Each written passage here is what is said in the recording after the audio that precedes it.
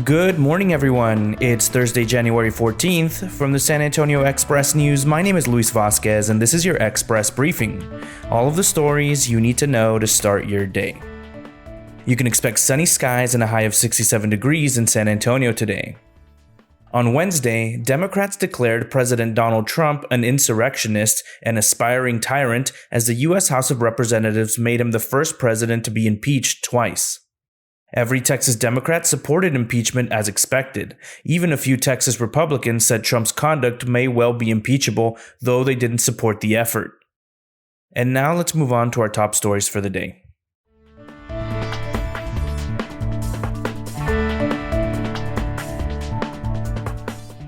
Two bills in the state legislature could lower San Antonio's default speed limit from 30 miles an hour to 25 miles per hour on any urban street.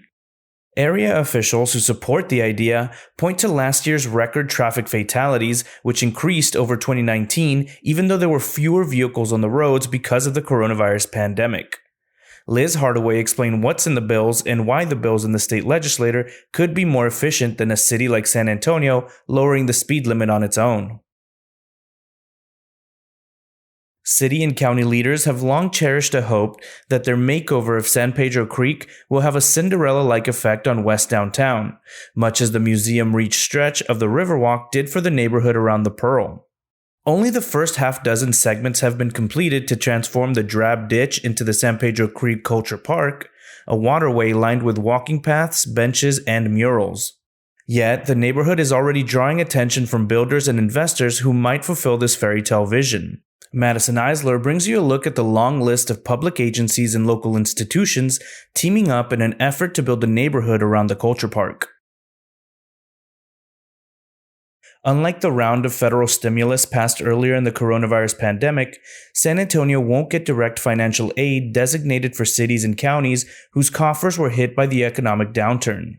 The likelihood that aid becoming a reality grew last week with the Democratic wins in the Georgia Senate runoffs, handing Democrats the majority in the U.S. Senate.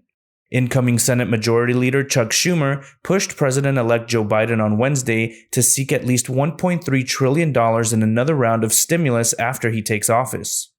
But after a tumultuous week in Washington, D.C., the storming into the Capitol building by rioters followed a week later by the House's second impeachment of President Donald Trump, city officials aren't taking anything for granted.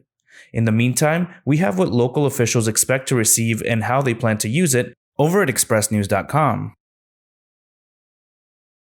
A former San Antonio campaign worker was arrested Wednesday and charged with election tampering, according to the state attorney general's office.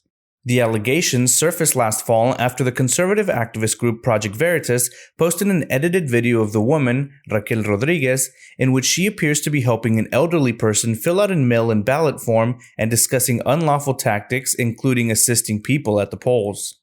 The video included only snippets of what appeared to be multiple conversations, and it was not clear who Rodriguez believed she was speaking to or under what context. Find out everything we know about the video and the charges over at expressnews.com.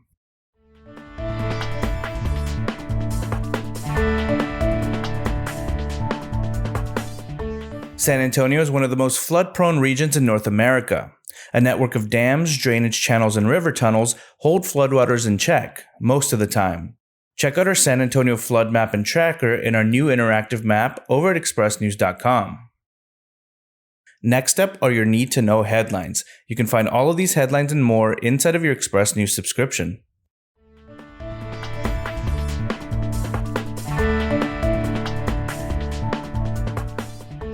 Disappointing 5 other finalists that included the Alamo City, the Air Force said Wednesday that Redstone Arsenal in Huntsville, Alabama will be the new home of the U.S. Space Command pending final analysis. Citing the current surge in COVID-19 cases, Northside Independent School District Superintendent Brian Woods urged parents to keep their elementary and middle school kids home and in virtual learning for the next 2 weeks.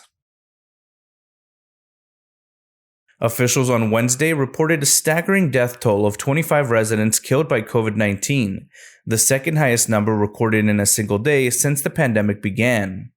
At the same time, new cases and hospitalizations in Bexar County fell, albeit from great heights. Texans voted along party lines as the House on Wednesday impeached President Donald Trump for the second time.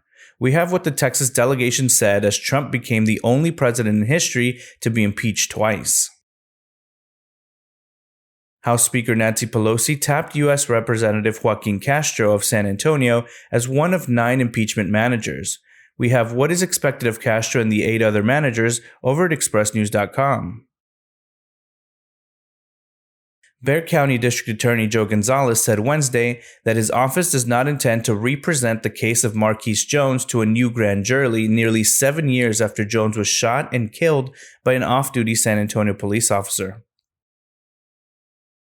The city of San Antonio has warned Cowboys Dance Hall that it will shut the entertainment venue down if it receives another COVID-19 citation. To impeach President Donald Trump is to formalize allegations, the Express News editorial board writes, but to convict is to draw even firmer lines about where our elected officials stand when it comes to the sanctity of our democracy. Are they for it or against it? Texas Republican Attorney General Ken Paxton is the only state attorney general to decline to join letters over the past week condemning the Capitol riot. The Federal Bureau of Investigation said Tuesday that it is aware of reports about a San Antonio loan officer's alleged involvement in the deadly breach of the U.S. Capitol last week.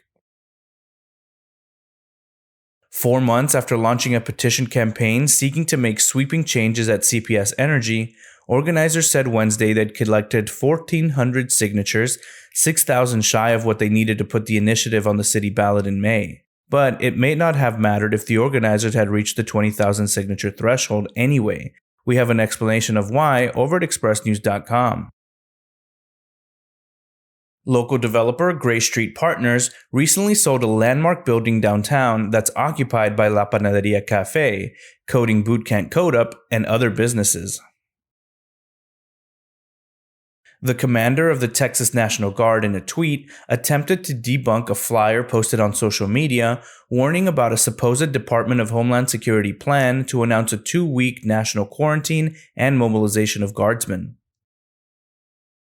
America's rollout of COVID-19 vaccinations has not prioritized educators even under government mandates that schools stay open amid pandemic surges, according to a nationwide panel that included SAISD Superintendent Pedro Martinez on Wednesday.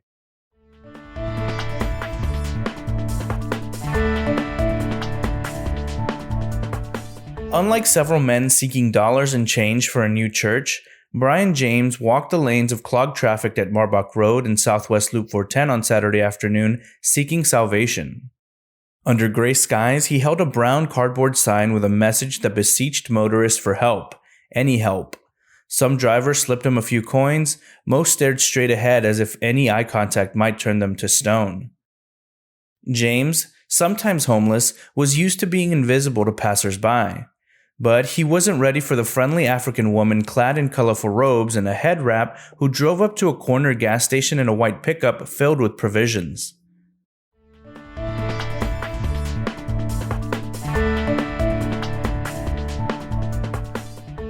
Artist and writer Regina Moya transformed the exterior what had been a white, peeling 1995 Ford E350 bus with north of 200,000 miles on it into a rainbow coalition of faceless refugees and migrants.